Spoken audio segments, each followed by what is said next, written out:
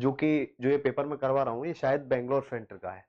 देखो यहाँ से आगे जो मैं आपको पेपर करवाऊंगा वो किसी न किसी सेंटर का या किसी न किसी ईआरओ का ही पेपर होगा। तो अब बिना समय गवाए हम अपना पेपर स्टार्ट करते हैं, जिसमें देखो सबसे पहला क्वेश्चन है आपका, कंप्यूटर का आविष्कार किसने किया? देखो फादर ऑफ कंप्यूटर या कंप्यूटर का आविष्कार किसने किया? सब लोग जानते हो, चार्ल्स बेबेज। किसने किया है? चार्ल्स बेबेज ने किया है।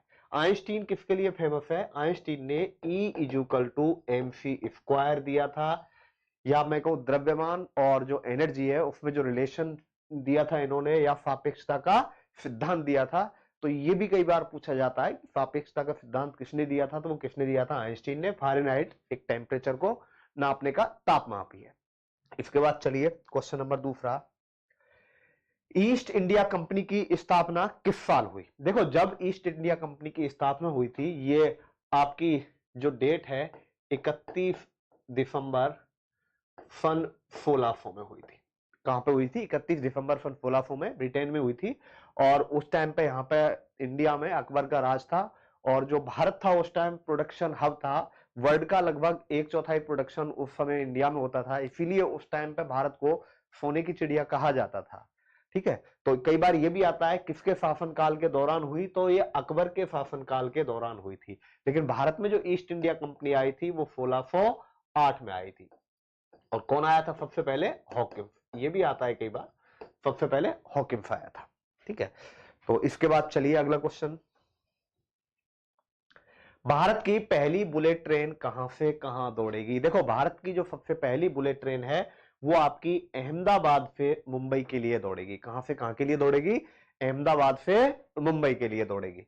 इसके बाद चलिए अगला क्वेश्चन, भारत का राष्ट्रीय संग्रहालय कहां पर है? म्यूजियम कहां पर है? देखो भारत के सारे शहरों में म्यूजियम है और वहां पर आपको कुछ ना कुछ मिलेगा, लेकिन राष्ट्रीय संग्रहालय की बात करें तो राष्ट्रीय संग्रहालय कहां पर है आपका? दिल्ली में है। जो राष्ट्रीय संग्रहालय है वो कहां पर है? दिल्ली में है। इसके बाद आइए, फार्क के सदस्य कितने देश हैं? देखो फार्क, सबसे पहले जो फार्क है उसकी जो स्थापना हुई थी वो सन 1985 में हुई थी। 1985 में हुई थी और शुरुआत में इसके 7 सदस्य थे। उसके बाद सन 2008 में अफगानिस्तान इसका 8वां सदस्य बना। 8वां सदस्य बना। कौन सा सदस्य बना है इसका? 8वां। और देखो जो इसकी स्थापना की गई थी साउथ एशिया में शांति स्थापित करने के लिए, और वहां जो ज्यादा प्रगति हो इसलिए फार्क की स्थापना की गई थी। इसमें साउथ एशिया के देश हैं जैसे कि भारत है, पाकिस्तान है, नेपाल है, मालदीव है, श्रीलंका है, भूटान है, बांग्लादेश है। तो ये आपके देश है 7, और 8वां अफगानिस्तान 2008 में बना था। इसके बाद चलिए आगे, एक राष्ट्र एक जनता की नीति किसकी थी? देखो एक राष्ट्र एक जनता एक नेता, नाम से पता चल रहा है ये किसी बहुत बड़े तानाशाह की नीति होगी। और इनमें सबसे बड़ा तानाशाह कौन है? तो देखो मुसोलिनी की बात करें, स्टालिन की बात करें, लेनिन की बात करें, हिटलर की बात करें। देखो जो लेनिन है ये रूस से था, सोवियत संघ से।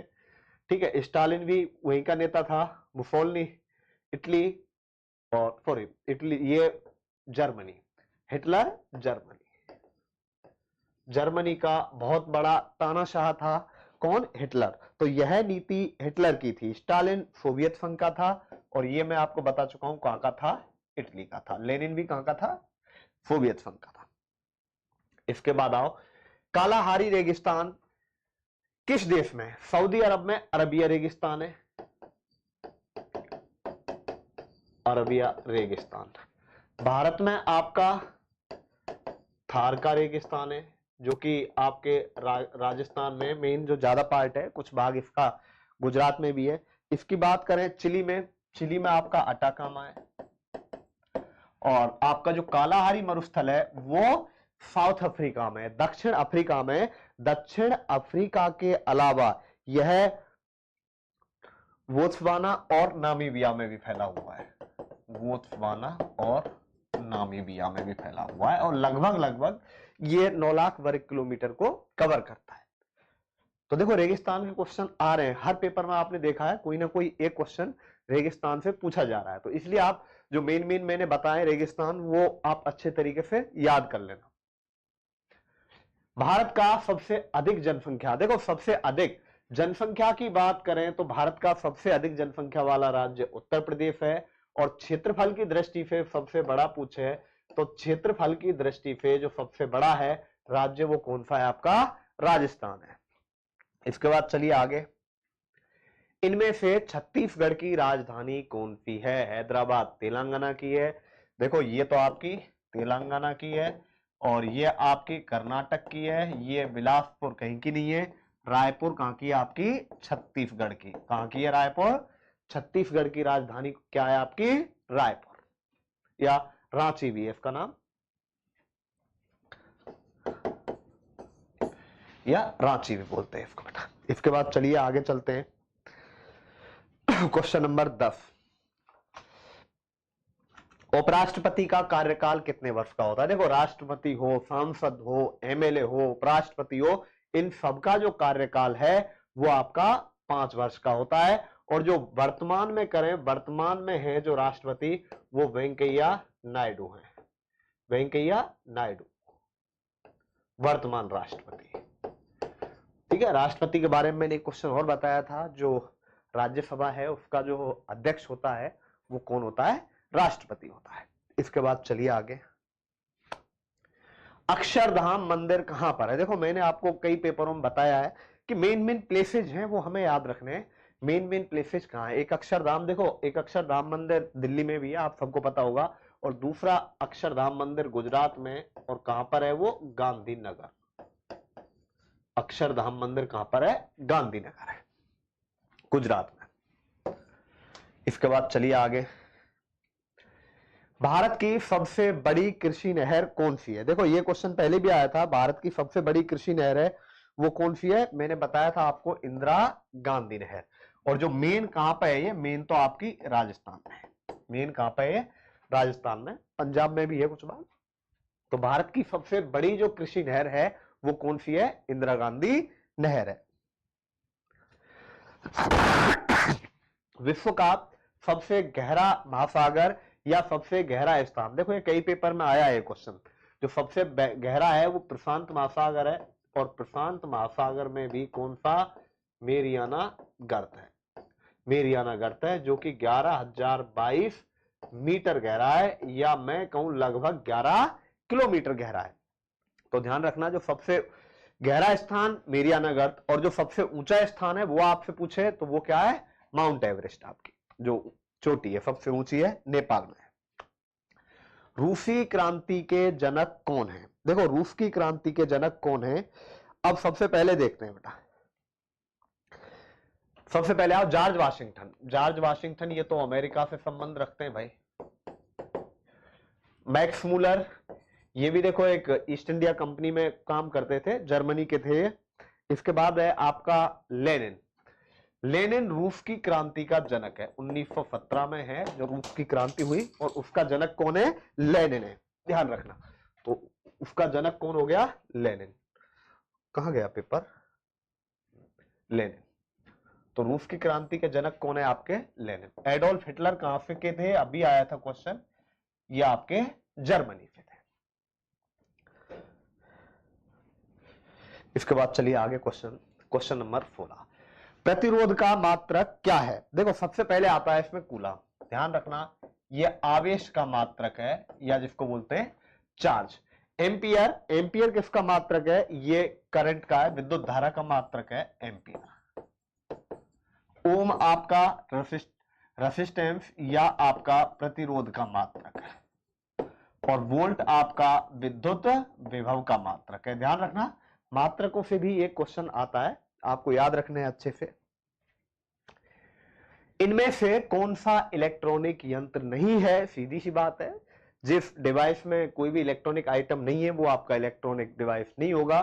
और इनमें से देखो बल्ब है, बल्ब में कोई भी सेमीकंडक्टर डिवाइस नहीं आती है, कोई भी इलेक्ट्रॉनिक डिवाइस नहीं है, तो इसलिए बल्ब है वो आपका इलेक्ट्रॉनिक डिवाइस नहीं है।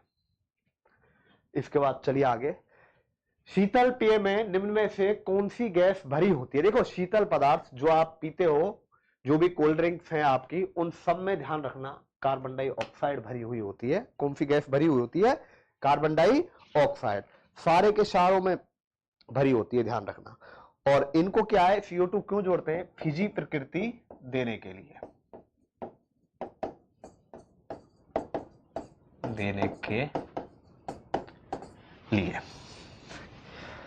चलिए आगे। इसके बाद खगोलीय दूरी नापने की इकाई है। देखो दूरी मीटर में ही नापी जाती है या किलोमीटर में मापी जाती है। दूरी समुद्री मील में जो अपनी समुद्री दूरी है वो मापी जाती है, और जो खगोलीय दूरी होती है, ठीक है, एस्ट्रोनॉमिकल डिस्टेंस होती है, वो आपकी प्रकाश वर्ष में नापी जाती है। जो बहुत ज्यादा ग्रहों के बीच में दूरी नापते हैं, बहुत ज्यादा डिस्टेंस होती है उनके बीच में, तो वो किस में मापते हैं? हम प्रकाश वर्ष में मापते हैं। यहां पे देखो आपके ये साइंस के क्वेश्चन चल रहे हैं। फॉर्मूला बताया मैंने आपको बेटा, फॉर्मूलों से बहुत ज्यादा क्वेश्चन आते हैं। केमिस्ट्री में हमें मेन जो फॉर्मूले हैं वो याद रखने हैं। देखो H2O, ये H2O है, ये है आपका बेटा जल का। NaCl सोडियम क्लोराइड, ये नमक का है। ये D2O बाहरी जल का है, और ये सोडियम बाइकार्बोनेट, ये आपका बेकिंग सोडा का है। सोडा या मीठा सोडा भी कहते हैं। इसके बाद चलिए अगला क्वेश्चन, हवा में ऑक्सीजन का प्रतिशत कितना है? देखो कई बार आता है, हवा में जो सबसे ज्यादा गैस पाई जाती है वो कौन सी गैस होती है? हवा में जो सबसे ज्यादा गैस होती है वो आपकी नाइट्रोजन गैस होती है, और वो 78.5 होती है, लगभग 79 के आसपास होती है। तो नाइट्रोजन होती है, ध्यान रखना, ये लगभग 78.5 होती है, और ये होती है आपकी ऑक्सीजन। तो हवा में जो ऑक्सीजन है वो कितने प्रतिशत होती है? 21% होती है। इसके बाद चलिए अगला, शरीर में विटामिन सी की कमी से कौन सा रोग होता है? देखो सबसे पहले कौन सा रोग होता है? घेंगा दिया है। देखो घेंगा क्या है? आयोडीन की कमी से होता है। आयोडीन की कमी से, आयोडीन की कमी से रोग होता है, जिसमें क्या होता है, आपकी जो थायराइड ग्रंथि है वो सूज जाती है, और मेनली जहां पानी में आपके आयोडीन की कमी होती है वहां पे ये रोग ज्यादा होता है। अब विटामिन सी की कमी से, देखो रतौं दी है, ये आपका विटामिन ए की कमी से होता है। स्कर्वी विटामिन सी की कमी से होता है। विटामिन बी की कमी से मैंने बताया बेटा बेरी बेरी, ध्यान रखना, विटामिन बी की कमी से कौन सा है? Beriberi. और विटामिन डी की कमी से रिकेट। ठीक है, विटामिन की कमी से देखो ये रोग हैं जो आपके आते रहते हैं। इसके बाद चलिए आगे, प्राकृतिक गैस का। देखो प्राकृतिक गैस का जो मुख्य घटक है मीथेन गैस है, और ध्यान रखना जो मीथेन गैस है वो आपकी गंधहीन गैस होती है। बिल्कुल कैसी गैस होती है? गंधहीन गैस होती है। जो गांव में आपका देखा होगा गाय का गोबर वगैरह है, उनमें जो गैस मुख्य घटक पाई जाती है, जो मुख्य घटक होता है वहां, वो कौन सी गैस होती है? मीथेन गैस होती है, प्राकृतिक गैस। उसके बाद चलिए अगला, पीलिया रोग से ग्रसित रोगी की आंखों का रंग कैसा हो जाता है? देखो पीलिया, देखो पीलिया नाम से पता चल रहा है, आंखों का रंग कैसा हो जाएगा? सीधी सी बात है, पीला रंग हो जाएगा। कौन सा हो जाएगा? पीला। ध्यान रखना इसमें जो आपका है पेशाब का रंग भी पीला हो जाता है, ये भी कैसा हो जाता है? पीला। और ध्यान रखना जो पीला है, जो पीलिया बीमारी है वो आपकी लीवर से संबंधित है, लीवर से संबंधित है, और बहुत ही खतरनाक बीमारी है पीलिया, ध्यान रखना बेटा। इसके बाद चलिए आगे चलते हैं, पृथ्वी पर मानव द्वारा सबसे पहले उपयोग में लाई गई धातु है। देखो धातु भी पूछा जाती है, कई बार पूछा जाता है सबसे पहले कौन सा जानवर मानव द्वारा एक पालतू, सबसे पहला जो पालतू जानवर है वो कौन सा था? तो वो कौन सा था? कुत्ता था।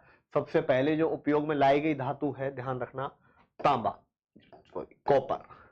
कौन सा है वो? कॉपर। सबसे पहले मानव द्वारा जो उपयोग में लाई गई धातु थी वो कौन सी धातु थी? आपकी कॉपर।